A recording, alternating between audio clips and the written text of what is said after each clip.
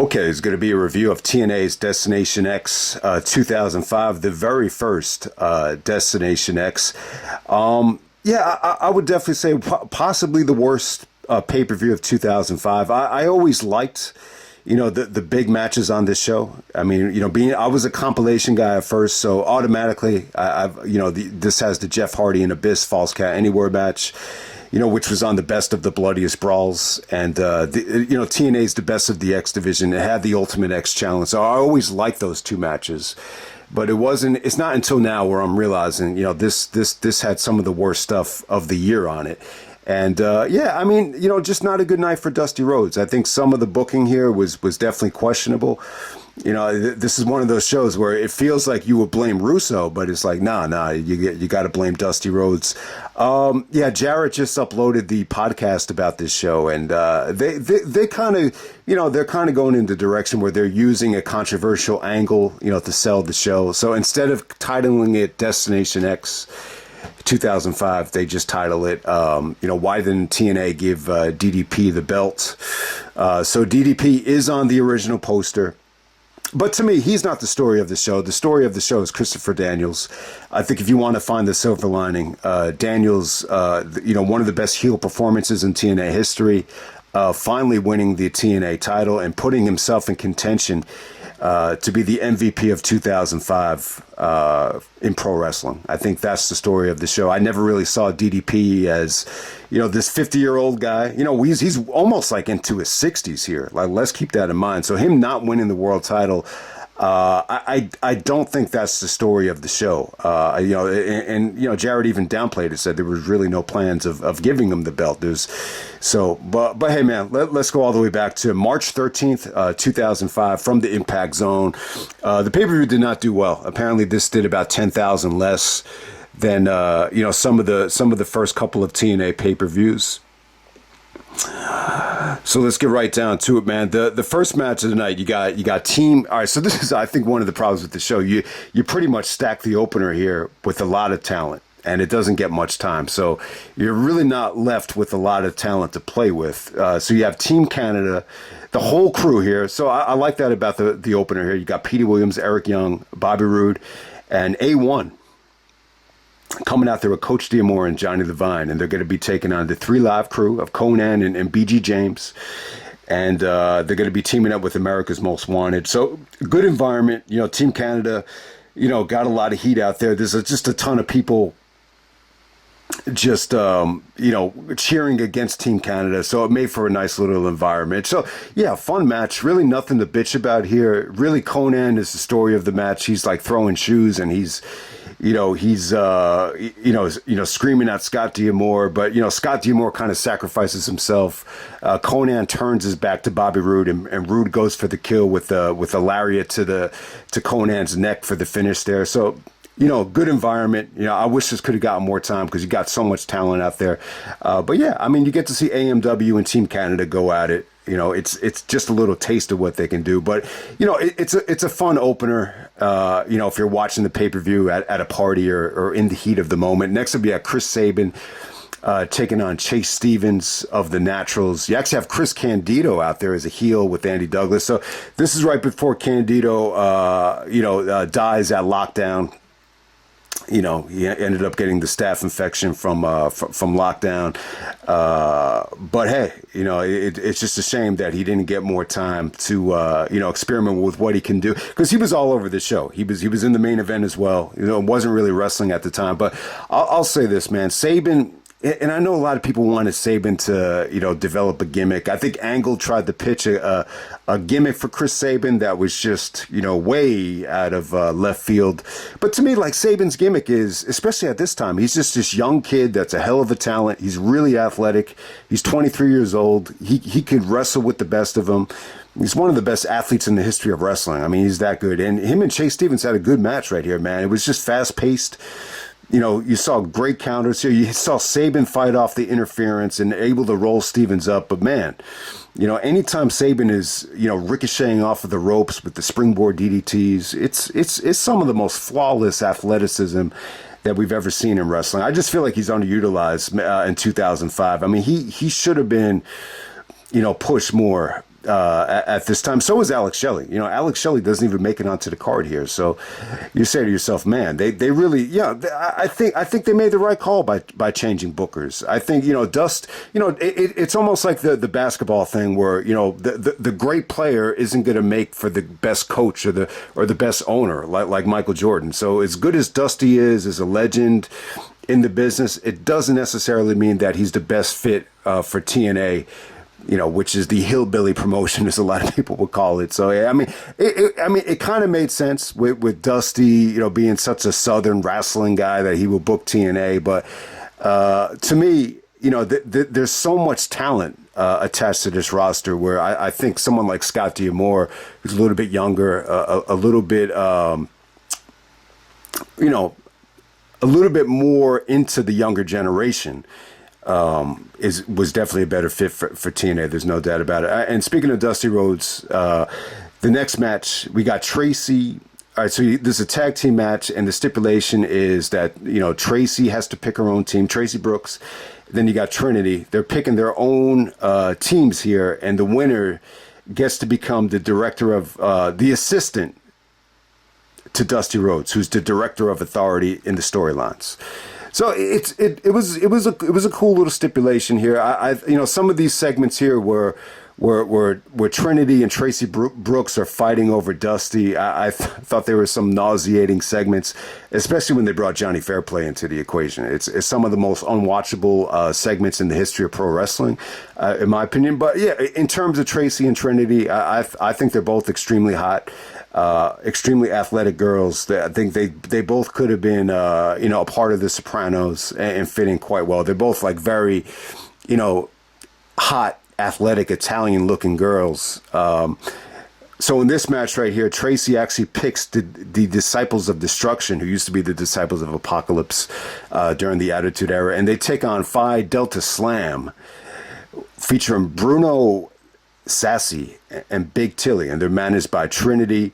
They come out in like basketball attire. You know, Phi Slamma was the nickname of the Houston Cougars when they had Clyde Drexler and Hakeem Olajuwon, you know, in the early 80s, you know, before they made their transition to the Houston Rockets in the NBA. So it's kind of a play on that. But it was definitely a bad match. They go 10 minutes. The Phi Delta Slam team was a little bit out of shape. They're fat dudes in basketball shorts, so it didn't really work out that well. You know, the Disciples of Destruction, you know, they had some of the worst matches of the Attitude Era. I didn't think they looked awful here. I actually thought they looked like the better team. And there was a really nice swerve here where they switched because they look like twins. So they're able to switch and play possum for the finish. One of the Disciples dudes gets a big boot up because the Phi Slamma Jamma guys, you know, didn't notice the switch. So I actually thought that was cool. I thought Trinity actually brought a lot to the match with the moonsault off the top rope. I think, you know, that was probably the highlight. But yeah, Traci Brooks, you know, her team wins and she becomes the assistant to Dusty Rhodes, which, you know, they were going to pull the plug on this in the next couple weeks anyway, so it didn't really matter. But yeah, I mean, it's a bad match. It didn't belong on pay-per-view, and neither did this. All right. So I forgot to talk about Dustin and Raven. Right before this match, we get a Dustin Rhodes going over Raven in the Texas Bullrope match. So obviously this is a, you know, Dusty booking the Texas Bullrope with his son. I don't want to see a reek of nepotism, but you just say to yourself, man, maybe Dusty wasn't a big fan of Raven. You know, he's losing to Eric Watts, and then he's losing to Dustin Rhodes, and Raven's going to become champion almost immediately, you know, when Scott D'Amore took over the booking at Slammiversary. So I don't know what the problem was here. I mean, I thought so with this match right here, it was actually good. Like it was intense. It was a bull rope match. I just thought it ended way too soon, and it was forgettable though. It was forgettable, but it wasn't like it didn't stink out the joint. But Dustin goes over Raven in the Texas Bull Rope match. They only go about 6 minutes. It's forgettable, but it didn't, like, you know, bring down the card, you know, the way some of these other matches did. Next would be Monty Brown taking on Triton. So the ending here is really baffling. You know, it's officially a no contest because Triton, made the lights go out and he goes to the back. So if you haven't seen Triton yet, they were building him up the last couple of pay-per-views like he was this monster. You saw these, not necessarily video packages, but you saw these like vignettes where they tease like this monster coming to TNA. So if you haven't seen this dude, I think the most accessible thing he was a part of was Tough Enough 3, which I believe was the Matt Compatelli Tough Enough. So the one before the pewter Tough Enough with Miz, if I'm not mistaken. So if anyone remembers him, he was in that Tough Enough, and I think he got cut. So if you haven't seen this dude yet, he comes out with a mask, and he looks pretty intimidating with the sunglasses on or the mask on, whatever it is, because he's jacked up and he's huge. He's almost like a 7-footer. He actually makes Monty Brown look small. So if I were to compare him, I would say it's almost like watching Giant Gonzalez have a baby with Snitsky. I think that's the best way to kind of describe his look. But he's a little bit like goofy out there. He's a little bit, kind of a greenhorn, kind of unorthodox. So he starts out giving Monty Brown a gorilla press, and he basically almost drops him on his head. So I just think it's ambitious. Your first big time match, and you're going to try to gorilla press somebody as big as Monty Brown. It's like trying to gorilla press Wesley Snipes. It's just it's unrealistic, and it's difficult to do. Even if you're 7 feet tall, 300 pounds, it's just not easy to do. And I thought the match was watchable though. Like you could definitely say to yourself, all right, this Triton guy just kind of sucks. But Monty kind of, for someone that doesn't have a lot of experience, it was pretty much an engaging match. So it's Monty Brown's last big match as a babyface. Eventually the lights go out and he's able to pounce the dude that actually comes out in a mask. I don't know who the hell it was, but Triton kind of goes to the back. I guess at the time they didn't want to have Triton job because they initially had big plans for him, but this was so bad that they pulled the trigger on it. And still, you want to keep Monty Brown strong, so you don't want to have him lose here. But yeah, it was just an awful thing to book. Looking back on it, but I get the point. You want to try to market someone that you could promote as a monster.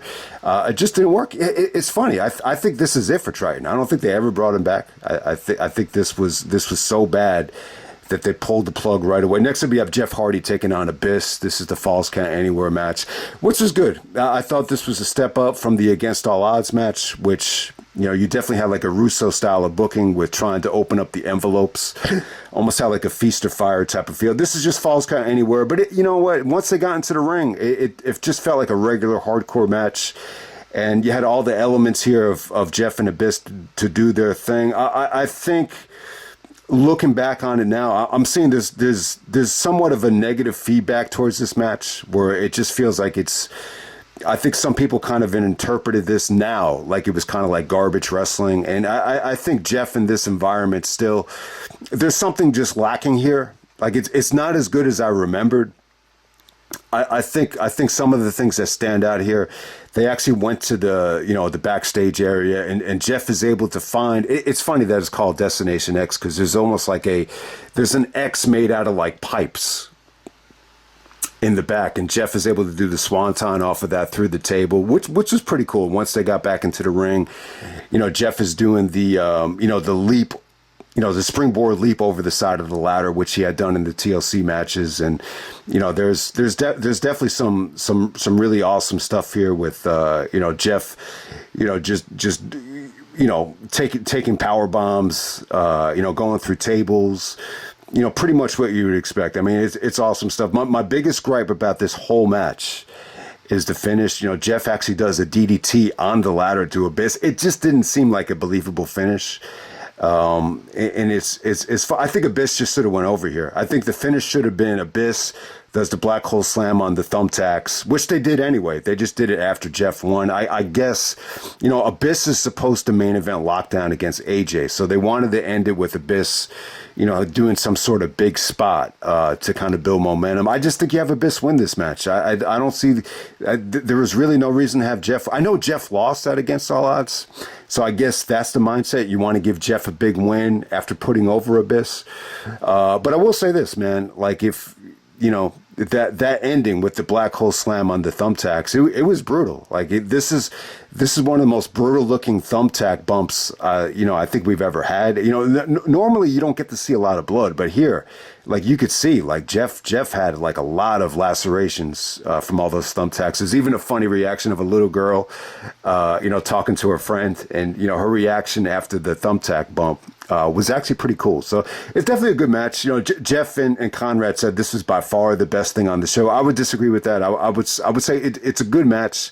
It's just it's definitely lacking like a Jeff Hardy like atmosphere for me. Like I feel like Jeff normally gets like much better crowd reactions than this. It was definitely lacking at times, but it's still a huge step up from their previous match. And look, they put it on the TNA kind of put this with some of the best, bloodiest brawls that they've ever had, and it fit in well on that compilation. So it's a really good match. I wouldn't give it 4 stars. I would say 3 3/4 is the fair rating for that. Next up, you had Billy Gunn, the Outlaw, taking on Kevin Nash, the first blood match. So Billy Gunn actually screwed Kevin Nash at Against All Odds. And, Nash is out for revenge here. They tried to hype this thing up like they both hated each other.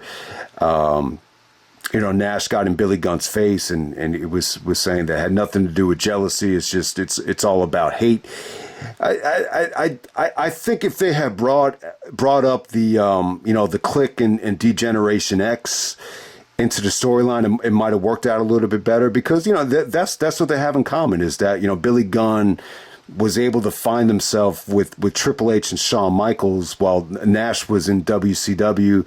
So I think, if they tried to kind of tie that in, it would have worked out a little bit better. There was a good promo here where Nash, went up to, Billy Gunn and just said, the 2 things that men love more than anything is temptation from a woman and fear from a man, which was good. But it seemed like once the match started, some of the tension and some of the hatred was just kind of tough to rekindle here. So first blood match, this got a lot of criticism. Like, why would you book a first blood match between Nash and Billy Gunn? Well, it kind of makes sense when you think about it. I think Dusty was in a tough position where, you got a big star. I mean, let's face it. At the time, Billy Gunn coming to TNA was a big acquisition. So you want to kind of, keep him strong by not, getting pinned on the first pay-per-view match. And at the same time, you're still like it's funny, like Nash and Jarrett is still the plan for Bound for Glory at this time. So you want to protect Nash too. So how do you book this thing in a stipulation where you could protect both guys? So you do a first blood match. So it doesn't make a lot of sense in terms of, Billy Gunn and Kevin Nash. You just have them kind of, just put him in like a just like a regular, like no disqualification street fight.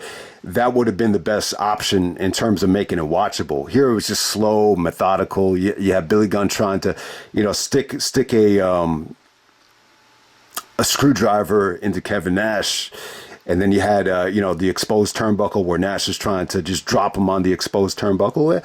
I mean, it's not like they phoned it in here. I thought they tried to work hard, around the stipulation here. The booking here was just really, really weird stuff. So you have this lawyer out there that's actually working for Jarrett. And he actually, Billy Gunn is actually bleeding from that turnbuckle, drop. And, the lawyer actually brings out a physician to try to like clean up the blood after a ref bump. So the referee's just laid out. And then Jarrett comes out of nowhere, clocks Nash with the NWA title. So Nash starts bleeding from the head. And by the time the referee regains consciousness, he doesn't necessarily see Billy Gunn still bleeding. And he sees Nash, juicing from the title shot. So the referee sees Nash bleeding, and so Billy Gunn actually wins the match. So yeah, it's an awful finish. The crowd was just dead here. The aftermath sucked too. Nash tries to get his revenge and tries to do the jackknife on Billy Gunn, and he falls on his ass. So yeah, I mean, just not the best night of Kevin Nash's career. I think after such an emotional, main event where Nash really tried to put in a good effort, and he did at Against All Odds. The match was good. I actually thought it was better than this main event, and this main event was still good too. Like let's be honest, but I think with Nash, it's very difficult to stay motivated, not just night after night, but pay-per-view after pay-per-view. It's unrealistic for Nash, to bring his A game in a demotion of a match. It's as simple as that. And I don't know. I don't know if Nash and Billy Gunn ever, got along, or I don't know if there was any type of, criticism as to, why Billy Gunn would be a part of Degeneration X. Maybe Nash was always a little bit, jealous that he wasn't involved in that. Who knows? But they weren't able to kind of bring the goods here, and that's the bottom line. It was a bad. So ultimately, when you're looking at this show, like some of the worst matches of the year, the tag match where they're wrestling to become the assistant to Dusty with the two teams was awful. Monty Brown and Triton was definitely an embarrassing match. Even though I think Monty did the best he could. And then the Kevin Nash match was awful. So you got three duds almost in a row here, and it really does bring the show down. It's as simple as that. Next up we have, all right, this is what we're here for, man. This is the match of the night. I know a lot of people are going to go with Jeff Hardy and Abyss, which was good. But this Ultimate X challenge, to me, it's the match of the night. All right, so let me talk about the negative side effects of this match right here. I think it's a little bit confusing as fucking hell. And this might be one of the reasons why Dusty lost the booking duties. It's fucking confusing as hell. So there's like three stages here. Ultimate X challenge. So the first stage is that it's a tag match. I think my biggest problem with the first part of it, the tag match issue, is they didn't explain why you know what, you don't even realize like who's tagging up together. Like you have to really work hard to figure out who's on what team with the tag situation. I think that's the biggest issue with it. And there's really like no storylines in terms of explaining like why are we putting Ron Killings in the X Division. There's really no explanation to it. There's no story going into it. The only thing they really show you is highlights of the Ultimate X at Final Resolution, and then highlights of the Iron Man match, which looked incredible, but that's really all they show here. There's really no promos or desperation from Daniels to finally win the X Division title. So I think that's what kind of hurt this match too. It's just the confusing element of it. So there's three different stages. First is the tag match, and then the second stage is a triple threat match, and then the finals is an Ultimate X between the last two guys. So in the tag match, whoever takes the pinfall is out of there. The triple threat match, whoever takes the pinfall is out. So the Ultimate X would come down to two guys. Confusing as a biatch, but hey, from Dusty's standpoint, in terms of why he would book something like this, I could kind of understand it. Here's the thing about it. We've never really seen an Ultimate X between two guys. And maybe that would have been weird, just have Christopher Daniels and AJ Styles just one-on-one Ultimate X match. It eventually came down to them, but maybe that would have been weird to promote it that way. Have you ever really seen an Ultimate X just with two guys? I want to say no. Why don't we just do a triple threat with Elix Skipper? Skipper is a hell of a talent. He still has momentum from the big spot at Turning Point. Why not just do a triple threat? Well, you just did a triple threat at Final Resolution, so that's kind of out of the equation. I think the silver lining of overbooking it like this is, Daniels was really able to, show how good he was as a heel. I think that's your best answer. So I could kind of see why Dusty booked it like this. So there was a lot of times where Daniels. So it's really, really interesting. So these are the teams at first. It's Daniels. So you would think it would be Daniels and Skipper because they used to be in Triple X together, but no, it's actually Daniels and Ronda Truth Killings. K Quick, R-Truth, teaming up together and they're taking on AJ and Elix. And during the match, it's confusing as shit because, Daniels is actually trying to help Elix because he knows because of the history that they could work together in the triple threat. So confusing as hell. The match is still pretty good though. The ending comes in the tag match. The ending comes when AJ just takes out Daniels with the tope over the top rope. Skipper is able to hit the sudden death. Shades of Jean-Claude Van Damme right there with the sudden death, which is actually the shell shock, or I'm sorry, the white noise. Alex Shelley calls it the air raid crash. So yeah, the sudden death takes out Ron Killings. So it really, and I hate to say this, man, but it really just feels like Ron the Truth Killings and Elix Skipper are just there. They just stick out like sore thumbs. They're just kind of there, just to kind of cater to AJ and Daniels. It's as simple as that. Then we get to some of the good stuff. The three-way is pretty cool, and so during the three-way, they actually use, the Ultimate X cables a lot. I mean, there's some incredible stuff here. I'll say this about some of these bumps off of the cables, and this might not be giving it enough credit, but some of them kind of feel like, a slam dunk contest where guys are trying like incredibly difficult dunks, where it looks like it's going to be cool as hell, and then they just kind of fall flat. But when I watch some of these back, some of these bumps are really fucking cool. So Daniels actually does the best moonsault ever off the top of the X, which actually came off good. I thought it came off good. The problem was Daniels just didn't get like a lot of height on it, so it just felt like he just came down on them really quickly without a lot of the finesse.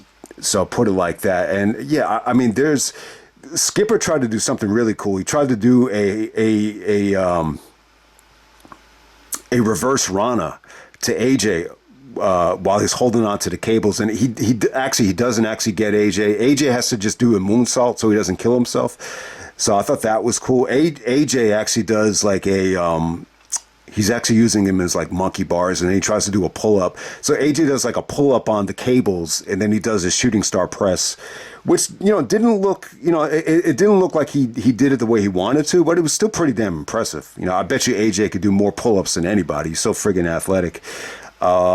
I got to say, Daniels was good as a heel here, just very manipulative, trying to get, Skipper to work with him and, reform, Triple X. And eventually he did get him to start working with him. And then Daniels just totally goes for the kill, plays possum, and just, clotheslines him out of nowhere to defeat Skipper. So Daniels puts Skipper away, and then it comes down one-on-one. Christopher Daniels, AJ Styles, one-on-one, Ultimate X. So pretty cool, man, to get Daniels and AJ, in the Ultimate X. Probably the two best Ultimate X performers. I know that's a lot of high praise, but I think it was that good. So if you haven't seen this thing, lots of drama, just lots of, AJ and Daniels just climbing on the cables like it was monkey bars and them just getting knocked off. I guess the highlight of the end of this thing is just, with AJ's on the cables, he's trying to kick Daniels. Daniels goes for like a Uranagi while AJ is on the cables. That was a pretty awesome spot. There's a ton of like, this is awesome chants. And, the finish it's a little bit weird. I think the ref bump was kind of weak. So the referee doesn't even take a bump. He kind of just, it's more like he just, gets hit in the eye, and he spends the rest of the match just kind of rubbing his eyes. So eventually AJ actually pulls down the X Division title, and he doesn't see it because he's still like rubbing his eyes. Daniels notices it, and he hits the angel wings on AJ. And so Daniels acts like he actually got the title, and he's just kind of caressing the title until the referee sees him, and then when he does see him, the referee proclaims that Daniels is the winner. Then Daniels has one of the best celebrations in the history of TNA. Daniels finally wins the X Division title. It's a great moment. To me it's one of the best moments in the history of the company. That's the silver lining of this show. This is one of the best reigns in TNA history. You could definitely argue that Daniels is Mr. TNA. You could argue that he's the MVP of TNA, and it all started here. This is one of the best reigns in TNA history. And, so Daniels because of what happened in the Iron Man match, Daniels realizes that he has to go above and beyond, to get this thing done, and he has to cheat because, him taking AJ to the distance was not good enough at Against All Odds. So he has to, dig down deep. And I got to say, it's a creative finish. No matter how you call it, it's a great finish for a heel. I think it's an underrated match, underrated finish.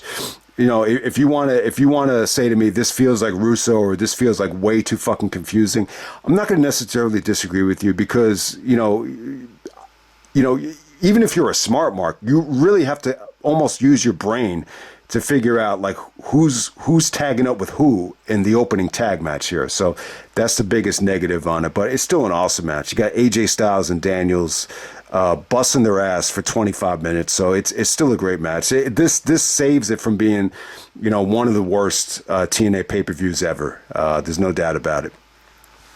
And then the main event. We have Jeff Jarrett defending the NWA title against DDP Diamond Dallas Page. This is a ringside revenge match for the NWA World title. So it's almost like a lumberjack match. Diamond Dallas Page has his supporters out there led by Monty Brown. This is where Monty Brown turned heel. And, Jarrett has his lawyer out there and all the people that are going to defend Jarrett. I think even Chris Candido was defending Jarrett. So a good match here. The feud was pretty much between Jeff and Dusty was pushing for DDP to get the title shot. So yeah, Dusty and DDP have a great relationship, going back to the Florida days. I'm assuming where, Dusty and DDP met at bars and DDP, met Jarrett in Memphis where he started out as a manager, working for Jarrett's dad. So there's a lot of history, with DDP, with Dusty and with Jarrett, and they were able to kind of tie it in. Apparently there was no plans to have DDP win the belt. So they're going to try to sell the podcast like, DDP was screwed out of the TNA title. But, keep in mind, he has some neck issues. He's old. But he's a hard worker. No one says that DDP is a good worker. They say he's a hard worker. And, I know Eddie Guerrero had that criticism of him, but, that's not a knock, man. I mean, if you're going to work as hard as DDP does, you're going to produce some good matches. It was a good match. It really, really was. And DDP really, in the buildup of this thing, he kind of took a page out of Vader's playbook and kept on saying, it's time. It's time to climb the king of the mountain. And DDP did a good job of getting the fans on his side, and he was pretty over, and he convinced everybody that he was going to win the NWA World title and finally put an end to Jeff Jarrett, but it does not happen here. All right, so my issue with the match is my biggest gripe is just I'm not a fan of lumberjack matches. I just think there's too much crap that was going on here, and it just took away from the match. At the same time, though, I think this was the TNA formula, though. Like, let's get these, big names from WCW, and let's have these, run-ins and swerves. And, this is what we're going to use to kind of sell these pay-per-views. You get a big star in DDP, you get a big heel turn in Monty Brown, you get a big, X-Pac run-in, and it creates for a fun environment. It's definitely overbooked. It was definitely a fun match. I just think some of the swerves definitely took away from it, especially the 3 Live Crew stuff. So Jesse James, BG James actually accidentally hits, Conan with the chair, which didn't spell the end of 3 Live Crew, but they kind of used that in the storylines here, and that I just thought it took away from the match. But it was a nice little it was a nice little drama. It's as easy to say. But the best thing about this match is DDP. I think DDP works extremely hard. I think when you see some of the stuff that was put together here with the sequencing and the countering, and just the way he was able to kind of duck clotheslines and execute clotheslines, and just some of the sequencing here with the diamond cutters and just everything, the transitions was good. They were just very well thought out, very well executed, and they made DDP look strong as hell. I mean, there's a sequence here where he's giving everybody the diamond cutter as if it was the stunner and the RKO. He does hit the diamond cutter on Jarrett off the top rope, but then the lawyer gets involved, and then it looks like Monty is going to attack the lawyer, and then he ricochets off the rope, doesn't hit the lawyer, and then he pounces DDP, and then he hugs Jarrett, and Monty Brown and Jarrett celebrate and hug. So yeah, I mean, a lot of people did not think this was good booking. To have Monty Brown become a heel. I think Monty was a good heel, though. I think this was a nice time for him to kind of experiment with what he can do as a heel.